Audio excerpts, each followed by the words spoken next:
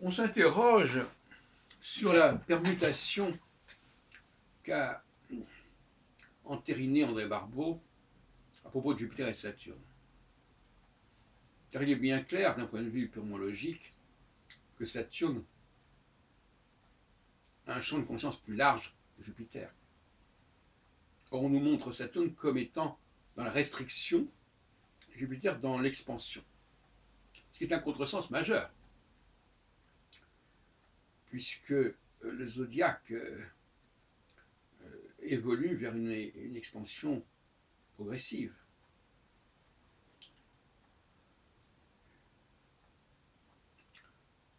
Et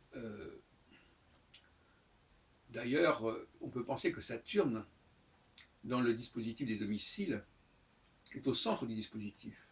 Parce qu'on dit toujours qu'on part du Soleil et de la Lune pour aller vers Saturne. Mais on peut dire aussi l'inverse, qu'on part de Saturne pour aller vers le Soleil et la Lune. En effet, on dit toujours que le solstice d'hiver est le commencement d'un démarrage de la lumière. Et le solstice d'été est le commencement de la décroissance. Donc, d'une certaine manière, et c'est peut-être par hasard que Noël et la naissance de Jésus se situent au solstice d'hiver, qui est un lieu saturnien d'après les attributions traditionnelles qu'on trouve dans la Tétrabible. D'autre part, Uranus, qu'on a mis après Saturne dans l'astrologie, Uranus est aussi une planète de l'ouverture, du développement, de la création, et par conséquent, il est beaucoup plus dans l'expansion. Et donc, finalement, Saturne serait, de ce point de vue-là, dans la même dimension que l'Uranus. Et donc, dire qu'il y a un Jupiter qui est en expansion, et puis après une rétraction, puis après Uranus, c'est une aberration. Alors, je ne sais pas pourquoi cette erreur s'est produite. Il y a des conséquences considérables. Parce que Saturne, c'est l'empereur, et Jupiter, c'est le roi. Et la notion d'empire et celle de royaume est très différente.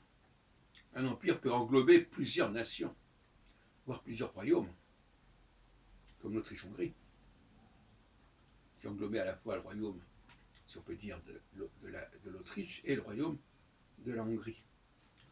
Et on peut faire des erreurs d'appréciation très graves par là même. Saturne, c'est un peu Charlemagne, hein, avec ses fils. Jupiter, c'est un des fils de Charlemagne. Et le Saturnien est quelqu'un qui a qui a une capacité de globalisation supérieure à celle du Jupitérien. Le Saturnien est capable d'accepter la diversité, l'extrême diversité, l'extrême complexité, ce que le Jupitérien ne supporte pas, ou du moins pas du tout au même degré. Ne parlons pas du Martien. Hier, j'ai vu un film de Hitchcock, L'homme qui en savait trop, la première version, je crois. Je crois qu'il y a eu deux versions.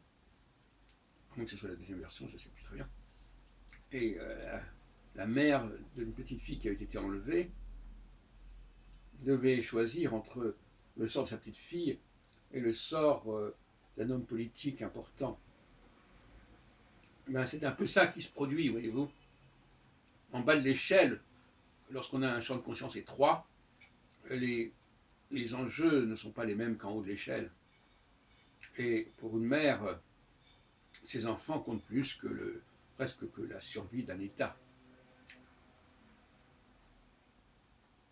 Et on voit bien que le champ de conscience n'est pas le même en haut et en bas. Avec les tensions que ça peut produire à tous les niveaux.